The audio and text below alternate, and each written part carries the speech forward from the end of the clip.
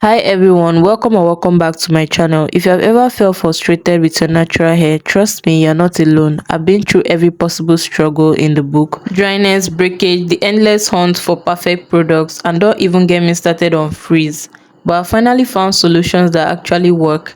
And today I'm here to share the top 5 struggles I faced with my natural hair and how I overcame them. These tips took me years to figure out and I wish I had known them sooner. So if you are ready to stop feeling stuck and start seeing real progress with your natural hair, let's dive in. Starting off with one of my worst struggles, dryness and lack of moisture. Dryness was a huge struggle for me, especially with my fine type 4 high porosity hair. If you're dealing with dry natural hair, I feel you, or I can relate with you. For the longest time, I just couldn't get my hair to feel hydrated. I'll try every product under the sun, leave-in conditioners, oils, creams, but nothing seemed to work. My hair was always dry and brittle. After tons of trial and error, I realized the problem wasn't the products I was using, it was how I was applying them. The LOC method was a total game changer for me. LOC stands for leave-in conditioner, oil and cream. First, I applied a hydrating leave-in conditioner. A hydrating leave-in conditioner always has water as its first ingredient, followed by a humectant and emollient. This will help draw moisture into the hair strands and keep the hair soft and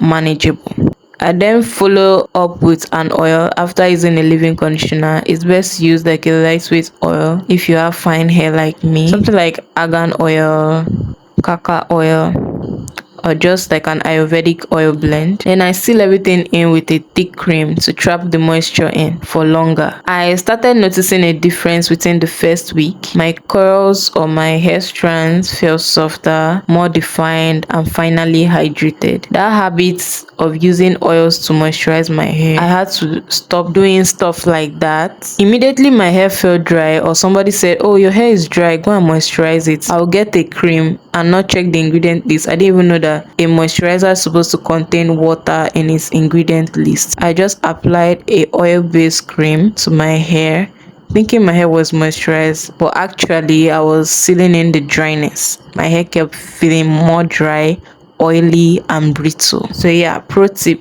if you have been struggling with dryness, try switching to a heavier cream or butter for sealing in moisture. You want something thick enough to really coat your strands and keep them from drying out. And don't forget to layer your products. Layering products is key to keeping your hair moisturized, especially if you have finer hair like me. With moisturized hair, you can always prevent dryness and breakage. This will lead to length retention and less single strand knots. Which brings me to my next point, breakage and fragility. Starting off with breakage. This was another major issue for me, and I know a lot of you are struggling with this too. When I started my natural hair journey, I was so excited to try new styles, but that excitement quickly turned into frustration when I noticed my hair was breaking off, and not just a little, it was a lot.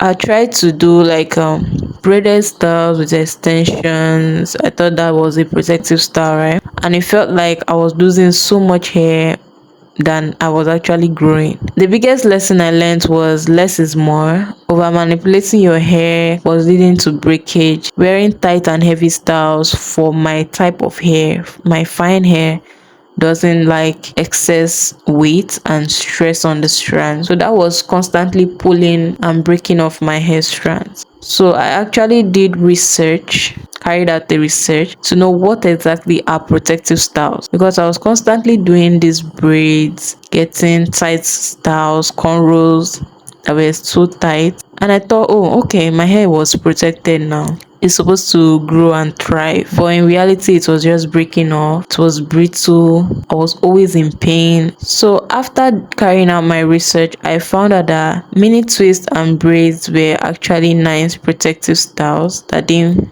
feel so heavy on my head. I didn't have any weight. I was just, free. Cornrows were actually really nice when they are not tight though, but they are actually nice protective style. These styles helped me reduce the amount of time I spent manipulating my hair, which gave it the break it needed to thrive.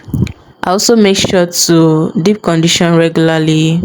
I started adding protein treatments once a month to strengthen my hair strand. But the most important thing I learned is to trim regularly. Split ends were a huge factor in my breakage, and by trimming my hair every, let's say, 12 to 16 weeks, I prevented a lot of damage from traveling up my hair shaft. So pro tip, don't be afraid to cut your hair if you have split ends. It sounds counterintuitive, but trimming regularly will actually help your hair grow healthier and stronger in the long run. The next struggle will be finding the right products. This was quite difficult, I might add. I can't tell you how many times I bought a product just to find out it didn't work for my texture. Whether it was too heavy, too light, or just didn't give me the definition, the hydration, the moisture I was looking for. It was so frustrating. I used to buy whatever was trending somewhere, but I quickly learned that what works for others might not necessarily work for me. What finally helped me was focusing on products that were moisture based and free of sulfates and silicone. I had to learn that natural ingredients are the best option for my type of hair, so I went for brands like Aunt Jackie's, Hair Wonder, Miracle, Cream of Nature, stuff like that, Moringa Beauty. They became a staple in my routine. Their formulas have rich moisturizing ingredients that helped nourish my hair without weighing it down. I also I realized that my shampoo and conditioner were super important. For a while, I was using sulfate-filled shampoos that dried my hair out even more. But once I switched to sulfate-free options, my hair felt so much softer and more manageable. So the pro tip here is to look for products that specifically mention they are for type 4 hair. For example, if you have 4C hair, look for products that are for our type of hair, type 4 A, B, whatever. Just make sure these products they contain emollients, water, humectants, stuff like that. Don't use products with sulfate and parabens in the ingredient list. That will strip your hair of its natural oils and cause breakage in the long run. Finding products designed for type 4 hair will save you a lot of trial and error. The next struggle on my list will be managing frizz. Frizz used to be the bane of my existence, especially when I want a protective style to last for a while, since I mostly rock my hair in low manipulation or protective styles. After like a week of wearing my hair in a style, it's already looking like I carried it for like a month. And I'm like, who did I even offend?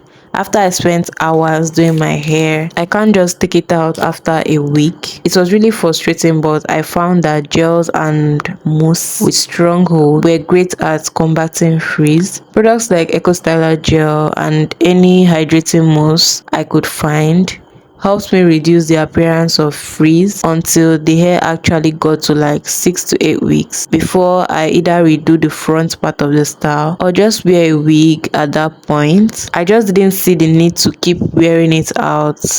But sometimes I do, sha. It doesn't really bother me anymore because I've actually learned to embrace the frizz. Frizz is like a normal thing with natural hair. So at this point in my natural hair journey, I've learned to embrace it because it's going to come irregardless of what I do. So now I just love my frizzy hair. It's beautiful, so whether it's frizzy or not, I love it. And you know what else really helped? Drying my hair with a microfiber towel or an old t-shirt, an old cotton t-shirt instead of using a regular towel. This reduces frizz by keeping the hair's cuticle from getting roughed up. But here's the secret that changed everything. I sleep with a satin or silk scarf or bonnet or even a pillowcase every night. It keeps the hair smooth and prevents frizz from forming while you sleep. Pro tip for long-lasting frizz control: try using a hair gel that gives you like a strong hold kind of thing and then let it air dry. Don't touch your hair too often and go to bed with a silk or satin bonnet or scarf. This will prevent your hair from looking too frizzy and rough looking. Stop using a normal towel to clean your hair after washing, to suck up excess water after washing. Use cotton t-shirts or a microfiber towel. Don't stress your hair too much. Next up for struggle number 5, we have patience and hair growth plateau. And last but definitely not the least, patience. I'm sure a lot of you have been there, feeling like your hair just isn't growing fast enough or that you're hitting a growth plateau. For me, there were months where I felt like my hair wasn't growing at all. I was getting frustrated. I even considered cutting my hair a few times to get a fresh start.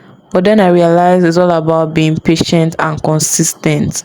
Hair growth doesn't happen overnight, and it took me a while to understand that. What worked for me was incorporating more scalp massages and using castor oil to promote blood circulation to my scalp. I also made sure to stay consistent with protective styling and focusing on nourishing my hair rather than constantly trying to change it. When I finally stopped obsessing over growth and started taking better care of my hair, that's when I saw real results. Now I'm seeing more length than ever before. So pro tip, if you are hitting a growth plateau, take a step back and make sure your routine is focused on health over speed. Focus on nutrition, hydration, and gentle care. It all makes a difference. So those are the top 5 struggles I faced on my natural hair journey and the tips I used to overcome them. I know the process can feel long and frustrating at times, but don't give up. Your hair journey is unique, and finding what works for you takes time and patience. Remember, your hair is as unique as you are, so embrace it, love it, and take care of it. If you are struggling with any of these issues, don't feel discouraged. You're not alone, and it's totally normal to face setbacks. Just keep pushing through, stay consistent, and most importantly, be kind to your hair. Let me know in the comments what your biggest natural hair struggle is, and if you have found any solution that works for you. I would love to hear your stories. And so